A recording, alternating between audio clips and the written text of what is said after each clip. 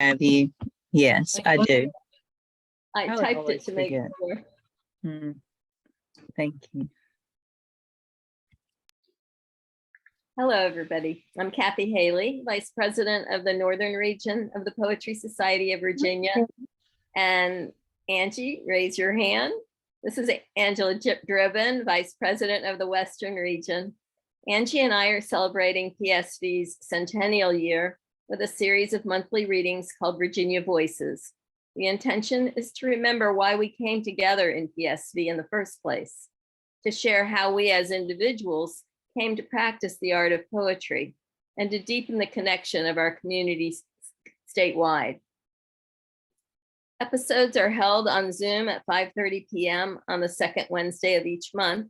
Each episode features 2 members of the Poetry Society of Virginia. We ask the same 3 questions and ask featured poets to read 3 poems in every episode.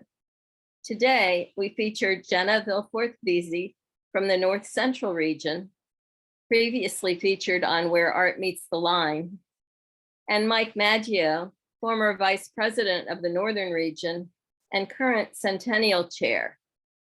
I'll start by introducing the poets, and after I read each of your bios, would you read your first poem? Jenna, we'll start with you. Jenna Villforth Veazey writes from the tidal shores of Virginia. Her poetry has been published in the Fredericksburg Literary and Arts Review and is forthcoming in the Poetry Society of Virginia Centennial Anthology. She is the author of a chapbook of poems, The Rise of Jennifer, and her work has also appeared in Bella Grace magazine, Baby Bug magazine, and Highlights High Five.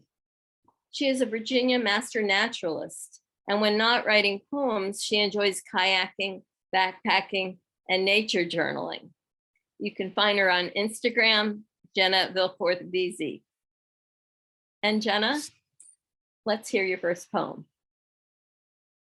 All right, thank you.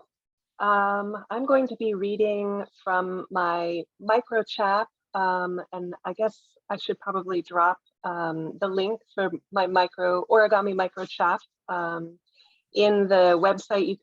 It's free to download. They've got wonderful directions. You can fold it up into this cute little booklet all to yourself. Wonderful. This poem, it's a very short one, and it is called Dear Chestnut Oak. Do not dive into the river just yet. I need the flickers in your hair one more season. I'm greedy for eagles, their bait and tease, hooking mates with stick or fish. See how the wind blows warmer? The morning's light, a welcome peekaboo.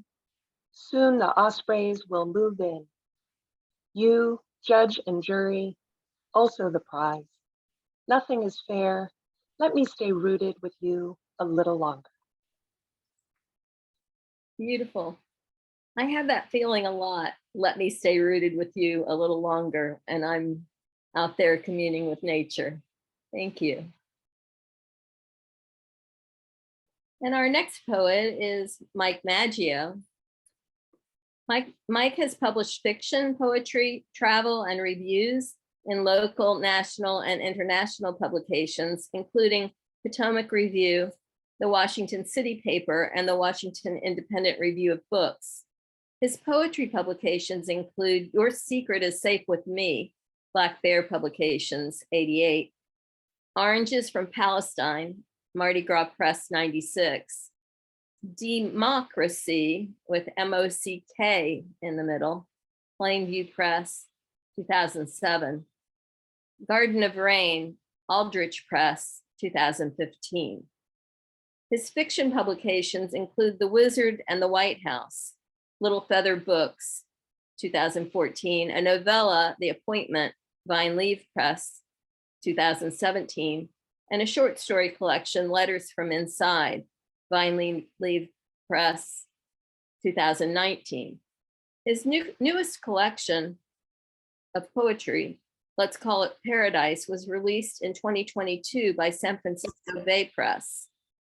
He's a graduate of George Mason University's MFA program in poetry and his website is www.mikemaggio.net.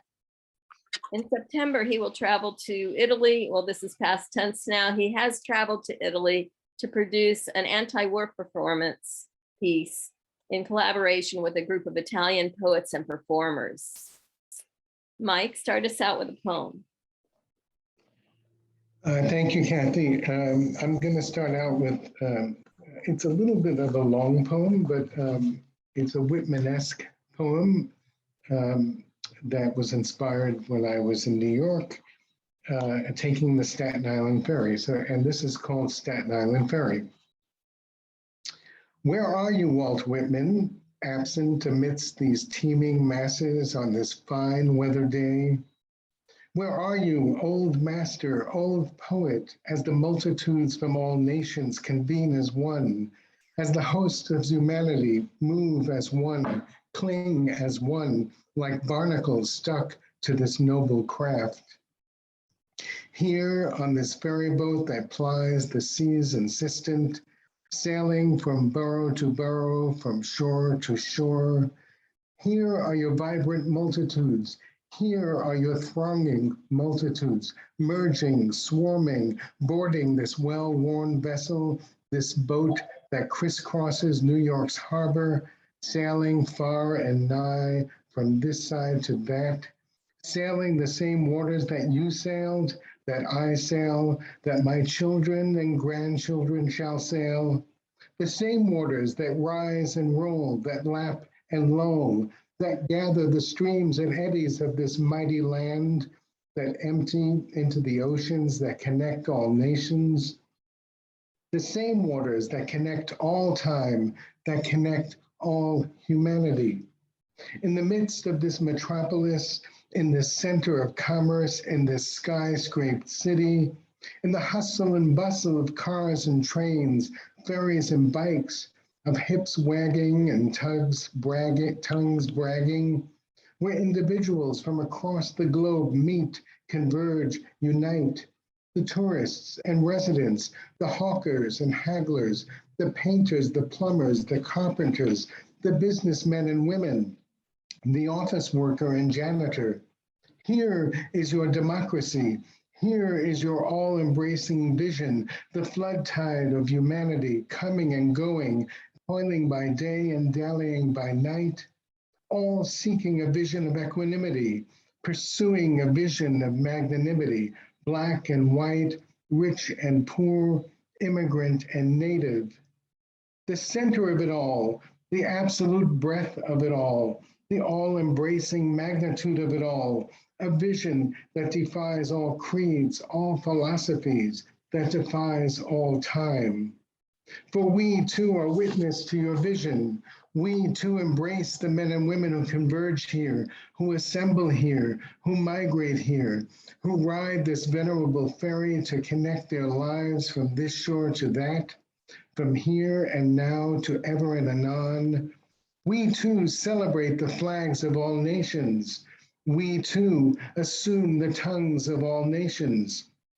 We too applaud the ships arriving with their manifest, the young and old, the serf and laborer, the Italians, the Arabs, the Germans, the Swedes, the Mexicans, the Indians, the Koreans, the French, the Chinese, the Irish, the English, the Scandinavians, and the Native Americans, the Algonquin, the Mohawk, the Iroquois, the Susquehannocks, those who came before us, and those who yet shall come, all great nations, all worthy in their language and culture, all proud in their ways of being, and me in the midst of it all, in your Manhattan, in this vortex of humanity, of past and present, of here and there, of those who have ridden and those who shall ride, of those who have witnessed and those who shall sail victorious into the future.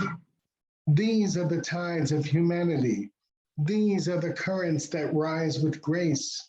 These are the galleons that arrive with their treasures. These are the nations that meld into one. Walt Whitman, as I behold these seagulls glinting in the evening sun, bowing and bending, swooping and gliding, their wings eclipsing the sky, the sun rays emblazing their path, guiding them as they fly off into the boundless distance. I see you, venerable poet, halo on the horizon. I ascend towards you. I return to you. I embrace you. I sing the same song you have so splendidly sung. Thank you so much, Mike. Thank you.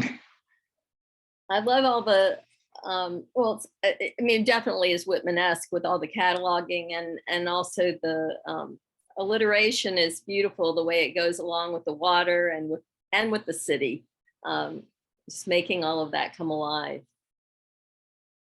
And just the idea of the multitudes of all nations and the naming of them so that we're reminded. I love that.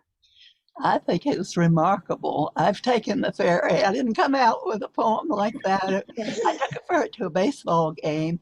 It's the hottest day of the year. I took the water bottle and just poured it down me. It was so hot. There were 11 innings and it kept going and going. But that was a remarkable poem. Well, I was inspired, sorry to jump in, Cathy, but I was inspired for this poem because when on the ferry, there were all these people from all over the world. It wasn't just New Yorkers. So that was the initial inspiration. Yeah.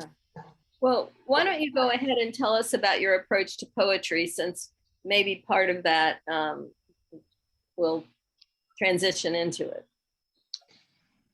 So my approach to poetry it's kind of mixed. It's academic on one side. This is kind of an academic poem. It's related to Whitman. It's Whitman-esque. It's written in his style.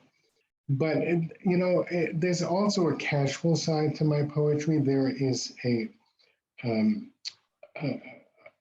wish to look at language. I love to look at language, to use language to the best ability that I can.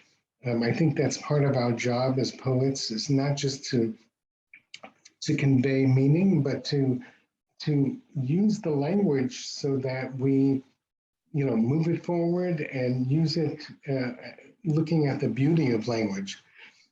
Recently, and my new book that came out this year is a reflection of what I've done recently, which is collage, and I'm very interested in collage as a form of expression, taking texts from different types of material, like magazines and books and even poetry, and collaging them together to see what the possibilities are. So that's basically what I've been doing lately, along with collaboration. And I'm very much interested in looking at how the visual artists and musicians and poets and actors and people from different aesthetics can work together and create something new. So that's kind of a summary. Great. You can be thinking about which poem is next, and we'll turn the floor to Jenna. But Jenna, why don't you tell us about your approach to poetry and then follow it with a poem? Yeah, absolutely. I am kind of sitting here laughing because for those of you who have been a part of this series that Angela and Cathy have put together, and thank you both for this series. I'm honored to be here and talk. And I learn so much each time there's a new gathering of poets. But one thing that has been commented is with no effort on your part, there's been some sort of Venn diagram of overlap with the two poets. And so I'm sort of giggling at the answers that I've already written down and how they work so well with Mike. My personal approach is really twofold. As a master naturalist, I adore nature journaling. Those of you who are in the Where Art Meets the Line series, I talked at length about my nature journaling practice, but one of the things that we are taught to ask ourselves when we go in the field. I notice, I wonder, it reminds me of, and these are things that we keep in mind as we journal. And it's such a great segue into being into the poet's mind. And I think I do tend to come to poetry that way. I'm heavily influenced by my love of nature. I'm fortunate in that I live right on the Potomac River, and I'm out on the river all the time. I love kayaking and hiking and camping. So a lot of that just sort of influence naturally comes out into my poems, as you'll see. So there's that aspect of, I think I bring like a sense of wonder to the page, or I try to, as a state of reflective curiosity, if you will. But the other part of it is, I grew up drawing, have a huge soft spot in my heart for visual arts. I didn't choose ultimately to pursue it. I leaned more towards writing, but I have always loved the visual arts, and especially picture books. I just really, there's something about picture books that I just, even as an adult, just adore the conversation between, what the almost poetic, what the writer will write, so spare, and then what the artist will later come back in and fill in, and almost creating another visual piece of art, not almost, definitely creating another piece of visual art, a story to that. And so, yeah, there's that visual art element that I love. I do a little bit of collaging. I'm looking forward to Mike's class next week at the festival. Hopefully Cathy will talk more about that later. Yeah. So that's kind of how I approach my poems. My next poem, if you want me to go ahead and segue Yes, into please. that, is one that I wrote, some of you may have heard before, when I was early on as a master naturalist, and we went out on an owl prowl walk, and it's called "In the Starlight Night We Looked," and I have to imitate an owl call, and I apologize. It's not great, but I will do the best I can. Necks cranked back, mouths parted, puffing clouds of steamy exhaust into the frigid night. Our guide calls, "Ooh, wah, wah, wah." We repeat, we listen.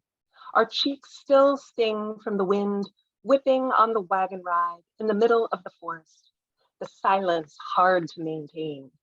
Bodies shift, bellies gurgle, coats wrinkle and rustle. He calls again, we listen. The stars are like sharp sand glittered across inky indigo. Only the trees stabbing upwards without their leaves look truly black. There are whispers now, hushed jokes being stood up by nature. But after his next call, we hear a hoot back. Then a flash of pale shadow flicker overhead. The barred owl answers, comes a little closer. He calls, the owl calls, flies to another branch, repeat. We are enthralled.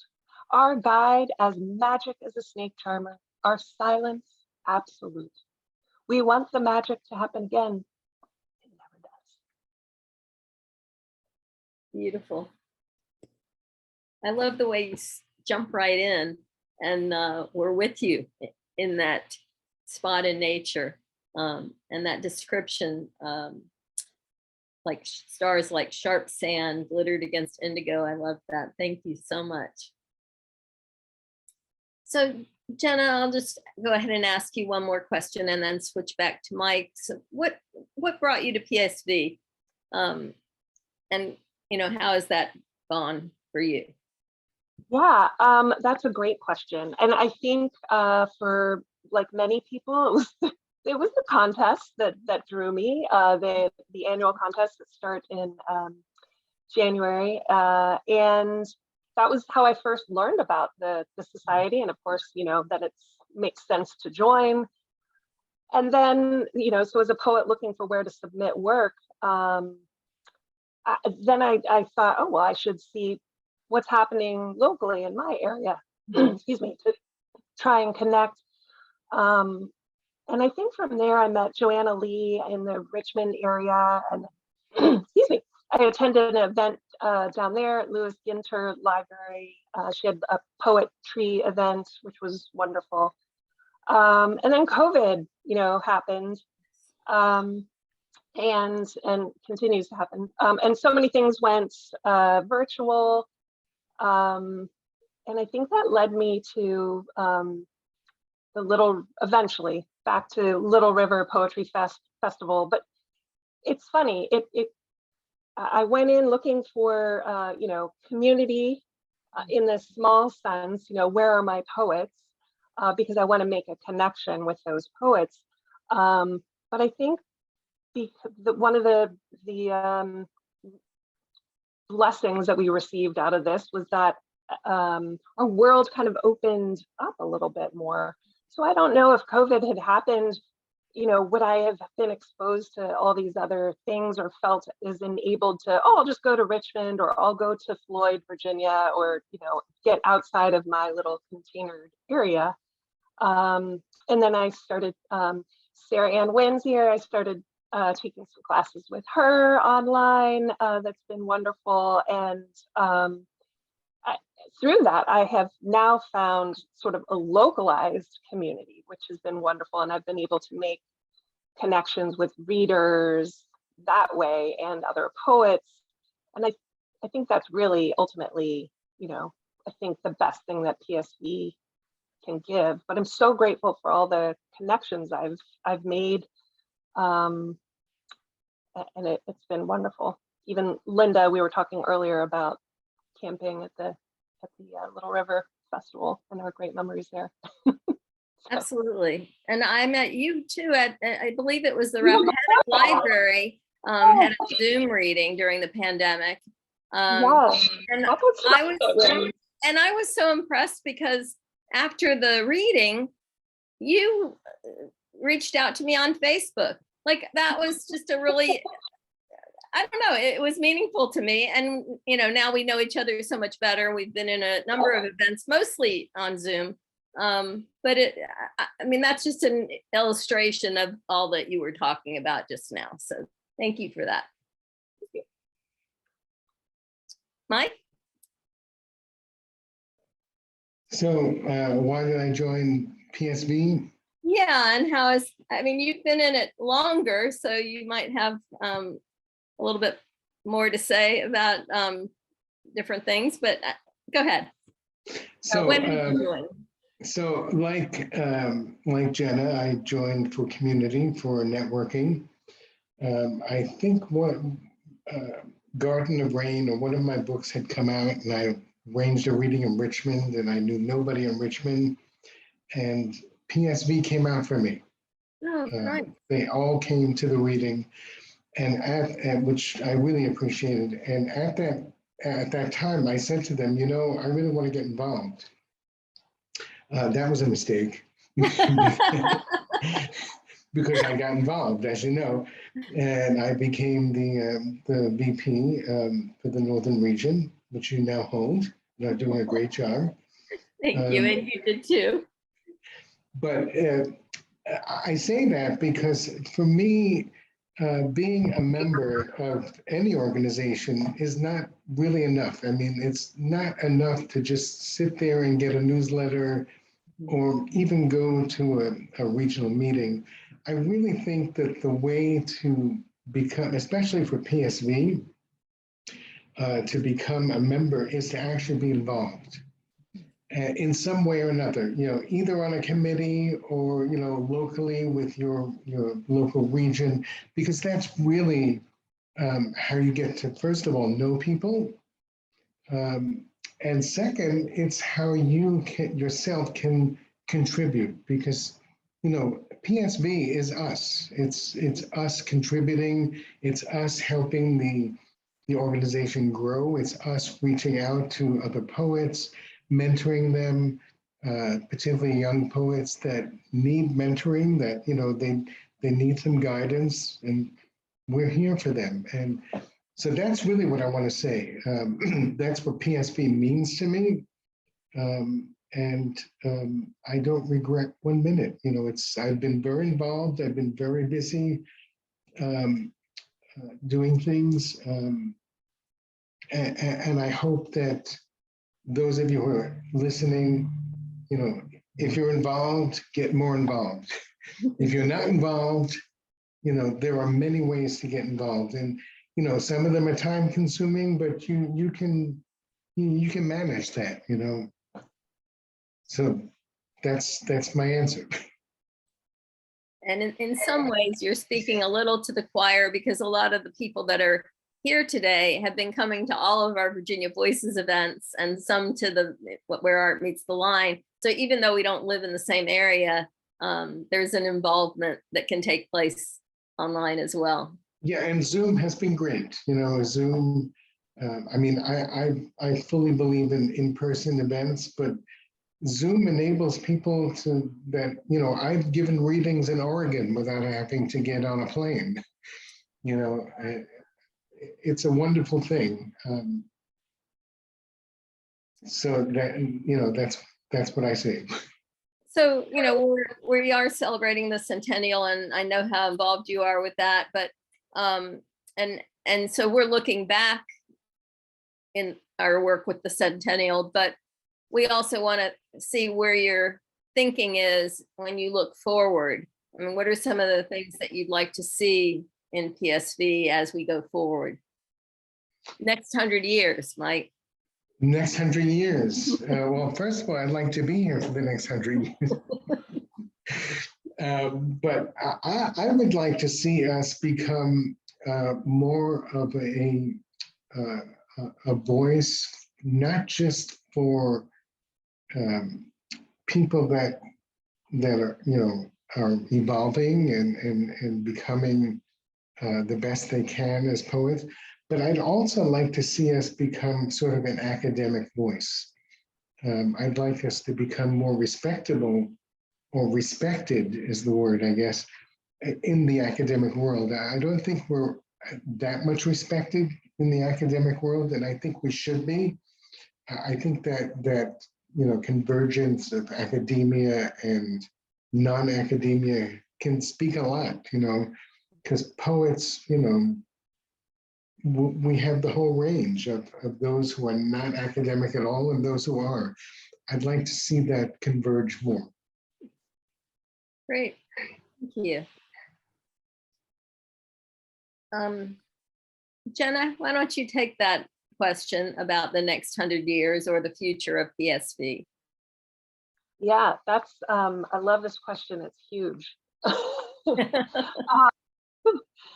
I guess I go back to sitting in my grandmother's attic as like a really, really little thing, and looking at all the classic books that I wasn't able to comprehend at the time because I was so little, but loving the coziness of the attic and picking off the shelf, you know, 101 famous poems and leafing through. And, you know, the text was mostly inviting because it wasn't pages and pages of text. I would sit and I would look at the longer stories and the beautiful illustrated book plates, you know, speaking back to art. But this shorter text, something in my little brain was like, oh, I should be able to, like, I can read the words and I should be able to figure this out.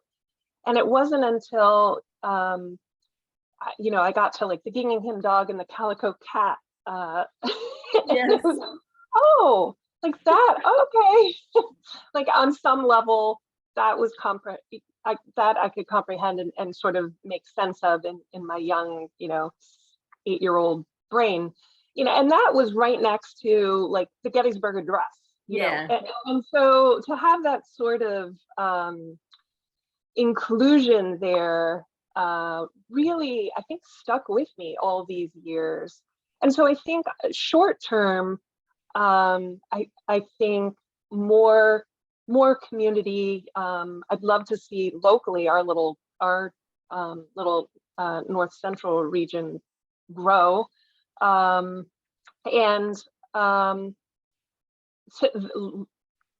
the longer scale, I think, we have a lot of, as a community, as a state, as a country, really, we have a lot of healing that we need to do. And I think reading helps us reflect on who we are and where we are.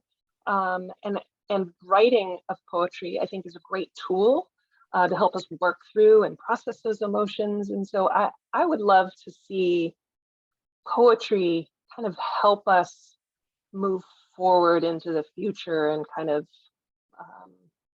bring some sort of processing and healing to ourselves. And then the whole aspect of inclusion is also really, really, really important to me. Academic, non-academic, the inclusion of voices that we don't typically hear, the voices that are missing in the, in that ancient 101 famous poems, that I would have loved to have been exposed to back then. Yeah, Absolutely. So, because you've read really short poems, go ahead and read one poem, and then I think we're going to come back to you to read another one. So, I'll give you a chance to locate that other one. Okay. Maybe even well, two. Okay. So I'm going to read Open Invitation, and then I'll figure out what else. This, I think I read at the open mic at the Floyd Poetry Festival. Yeah. Mm-hmm. Come, shout me your confetti, sing me your shiny gold heart. I want to splash with you giddy in opaline puddles. Put down your umbrella, we only sprinkle love here. It sheets in velvet, soft and smooth. You remember, don't you, what it's like to be the one blowing candles on the cake, to receive the first slice, to get the corner piece, to be hoisted high on everyone's esteem and paraded around while love's spirit paper money into your pockets. Write ballads in your honor, be told over and over again how you're necessary as the sun. No matter. Here, come, I've saved you a seat. The party's about to start. You're the guest of honor today. I will engrave you to the moon. Carve a multitude of blessings into the long river that is your life. You loveling, you sweet, come here. I've got you. Wonderful. Thank you. Yeah. There's a comment about shout me your confetti, and I also love engrave you to the moon. Wonderful. So, Angie, I just saw that you had some questions. Was that about the comments before the poem? Or is that for later? Well, yeah. I just thought looks like we're gonna have a little bit of time. Yeah. And Yes. I'm really curious, like both of their answers to the next 100 years were really stimulating to me. And so if I we agree. have a chance, I did have a couple questions. So keep me in mind. Okay. All right. Okay. I'll have Mike finish us up on his poem, and then we'll do the questions, and then we'll maybe finish with at least a poem from Jenna and maybe one from Mike too. Does that sound good? All right. Then Mike. Yes. So poem? Yes, please. Okay, so I'm going to read a poem. This will fit in with Jenna, with Jenna's perspective, nature, because this is kind of a nature poem. Well, not kind of. It is a nature poem, but it's also a metaphysical poem. It's called The Sun Rising, and those of you who are,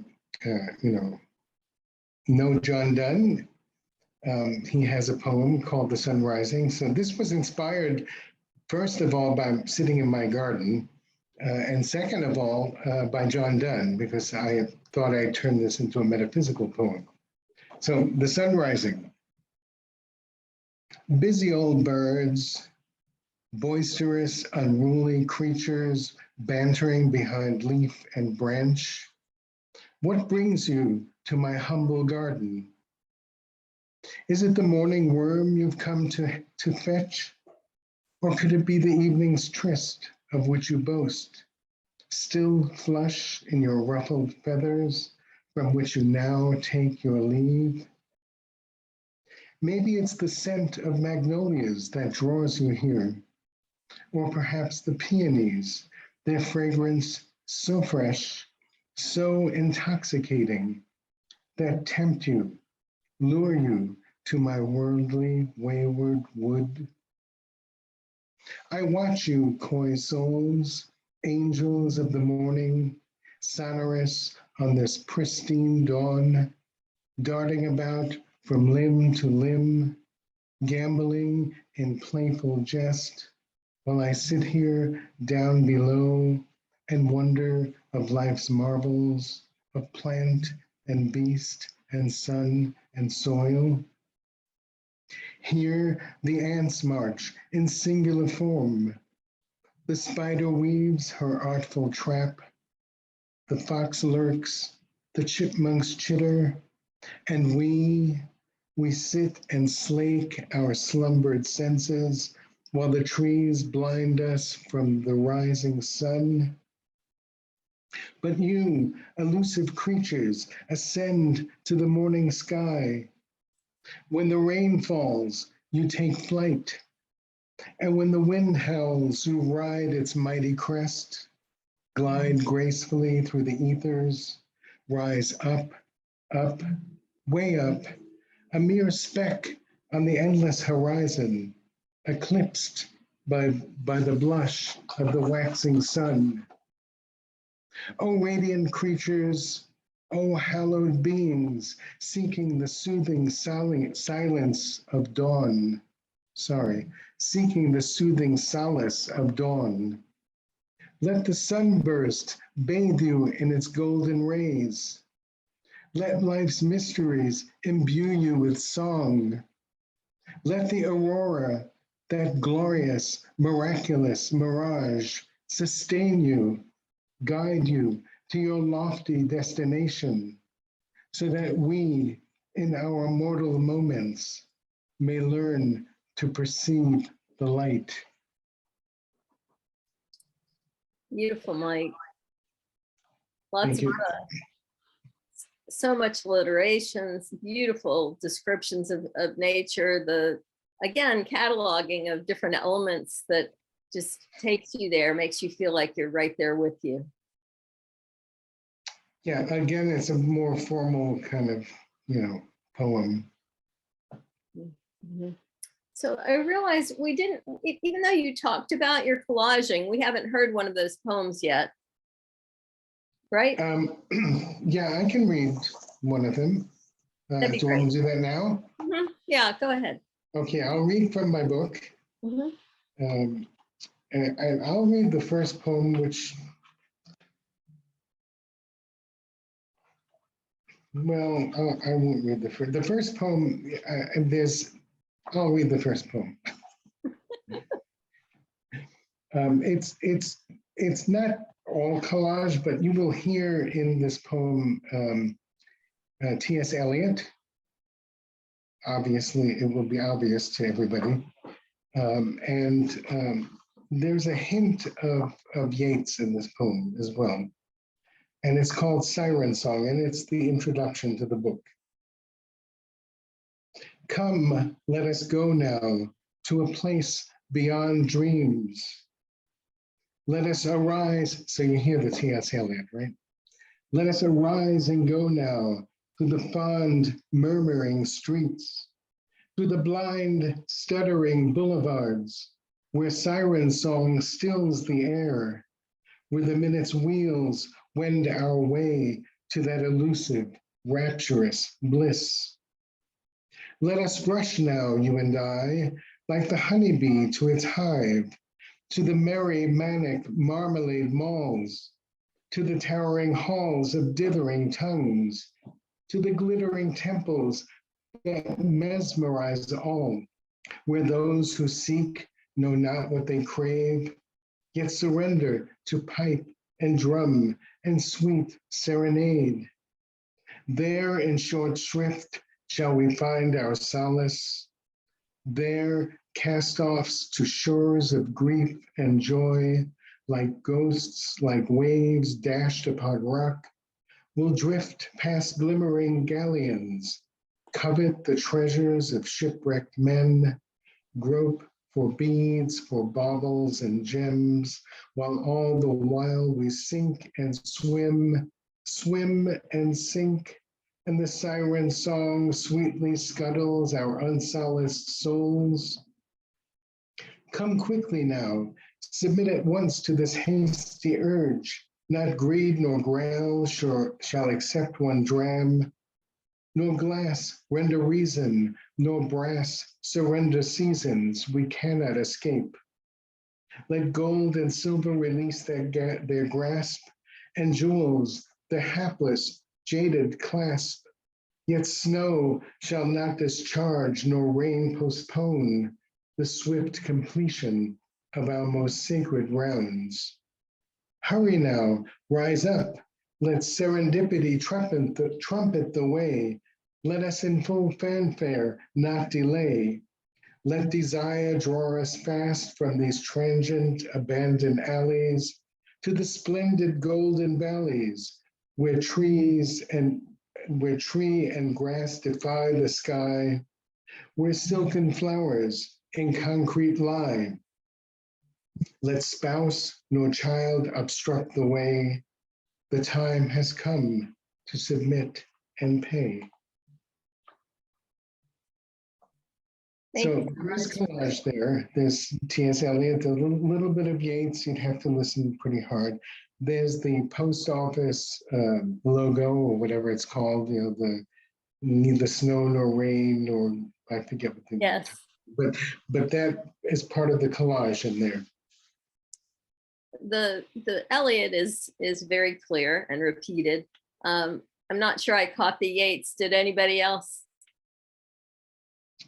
I don't think anybody would catch it. Only I know that it's there. Okay, just checking. So we have about 14 minutes, and Jenna is going to read another poem. Do we want to ask some questions, Angie, first, and then go to the poems? And maybe Mike, you can read a short one from your book as well. Jenna, you can read a longer one or a couple little ones. I don't want to take away from their poetry, and I'm not really the boss here, but I am kind of curious about two things. And one is, you know, Mike, like, and I'll tell you both what I was curious about, and so that way you can kind of think about it. But Mike, I was curious what it would look like how you would know that we were academically respected. Like what is that visual when you look ahead, when you imagine, okay, we've reached it, or how do you think we reach it? And Jenna, I think my questions are the same to you. How will we know when we are accomplishing that healing that you're envisioning? Like, what will be our signs that we're doing that? Or what are ways that, like, you would like to see that done, or what would you like to do in the community to facilitate that? So those were the things that I was like, oh, I need to know more. Excellent. So do we answer now? Okay, Mike, you go first. Oh, okay. So I come from an academic background. And the way I envision this is that I would like to see PSV actually housed at a university. I would like it to be, I would like us to be funded by a university or universities in Virginia, maybe even being housed 1 year or maybe one every 2 years at University of Virginia, and 1 year at UVA, and 1 year at George Mason, moving around the state. But I would like it to be housed and funded so that we have offices and that we have credibility within the community and within the academic community. I mean, that's my vision. I think that would move us up a notch, at least in the academic world. And maybe there would be some faculty assigned to us, but I wouldn't want it to be total factory, because then that would eliminate the community, and we don't want to lose the community. So there would be some sort of cross fertilization, I guess is the word. This is something, of course, that would have to be fleshed out, but that's been my vision ever since I was VP. I never brought it up, but I'm bringing it up now. So we've made a little bit of a step with Henry's connection with William and Mary in support of our festivals. But I actually like your idea about multiple universities, because I'm excited that the Centennial is in Richmond, so that everything's not in Williamsburg. I like the idea of things moving around. Angie? I've got to hear, I want to hear what Pamela has to say. I'm dying to Okay. hear. Oh, Okay, perhaps this traveling around the state could be tied with the poet laureate. The region where the poet laureate lives could be the region where the facility for that 2 years is going to house PSV. However, to make it a truly consistent effort, it's going to be very hard to do if it moves around, because you're not going to have a new president every 2 years that wasn't in the organization prior to that. You can't expect everybody in the organization to work out of that facility. Just my thought, but it would be a great idea to have it rotate. So let me just respond to that. I think your idea of the poet laureate, wherever that poet laureate is. As I said, I come from an academic background. I used to belong to an organization called NAFSA, which is an organization that's for faculty and staff that teach and counsel and assist international students. And that is a national organization, still exists. And it was,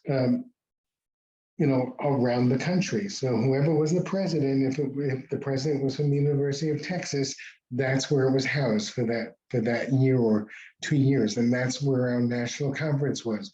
And then it might move to Atlanta, and then it might move, up to New York State. So, that's a national thing. I think it'd be a lot easier to do it on a state level. But of course, these are just pipe dreams. sure, but The level of organization required to have it move from university to university around the state would have to be higher than the level of organization is right now. Exactly. She says just after her stint as treasurer. Absolutely. Jenna, you ready?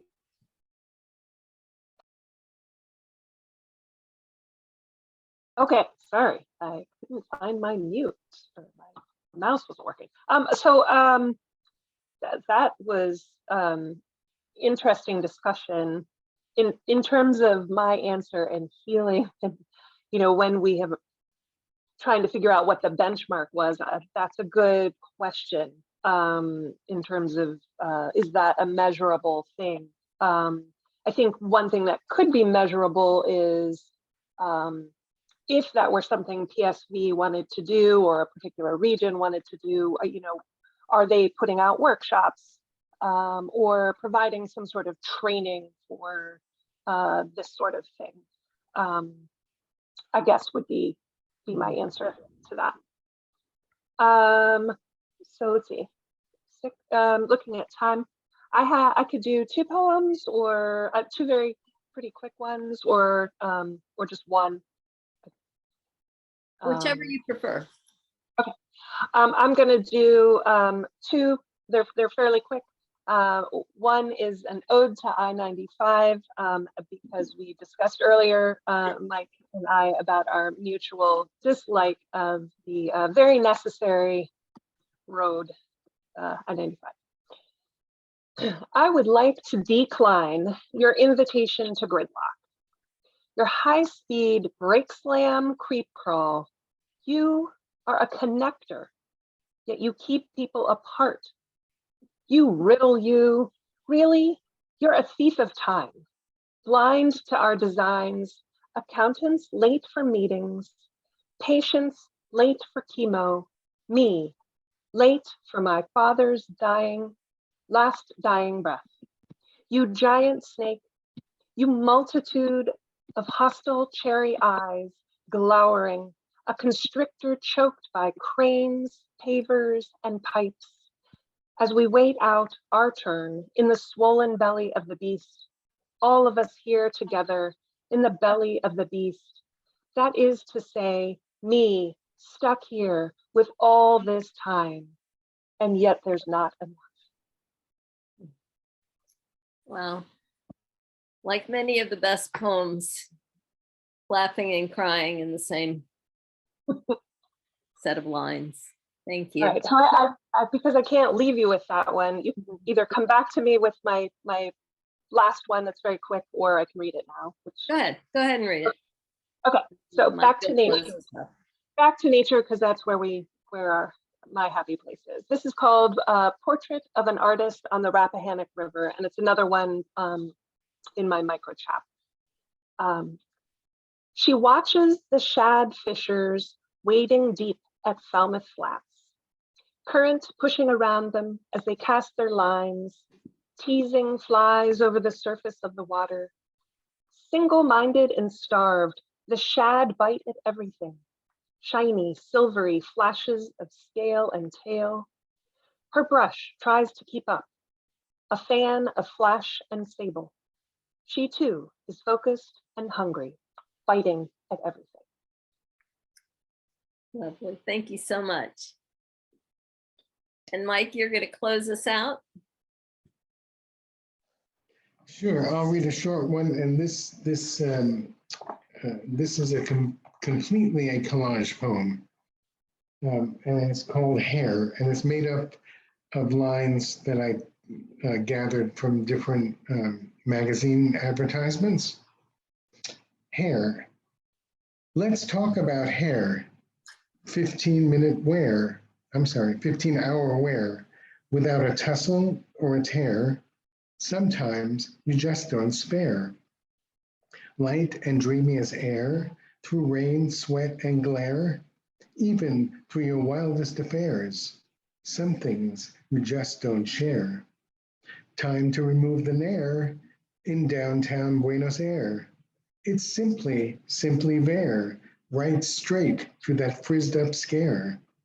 So please don't stop and stare, or curl up, or otherwise care. It's nothing more than Matt Lumiere getting down right here in Times Square. Is that the poem that told you it wanted to be rhyming? That is the poem that I struggled with because I don't rhyme normally, and that poem would have it no other way, so I just gave up. Well, it worked well. Thank you. No, I'm so glad we were able to invite you two together. It seems like a wonderful coincidence each time, but we always find connections. Jenna, you put it well with the Venn diagram. It's nice when poets like each other's poems. Mike's last comment is definitely in that area. And we will be posting a recording of this session through our Help with Bill Glos, Virginia Poetry Online, and Kathleen Decker, Poetry Society of Virginia. Somewhere in the chat, Angela has put the links. So they will be up soon. And for those of you who are near Fredericksburg, mark your calendar for October 20th, next Thursday, when Mike and Jenna, who didn't know each other before today, will be reading in person, joining David Anthony Sam in the North Central Region's Centennial Festival. It's at Germanna Community College. So, in the Fredericksburg area, but not that far for those of you south or southeast. Still a little far for those of you in the West, but seems like that's always the story. Thank you so much, everybody. This was one of my favorite experiences, and I really appreciate all of the audience coming. And Angela, thank you for minding the chat and keeping us organized. Thank you, Cathy, for having us and for organizing this. And Angie. Yes, thank you. It's been a delight. Well, Same here. have a great night, and we'll see you next month with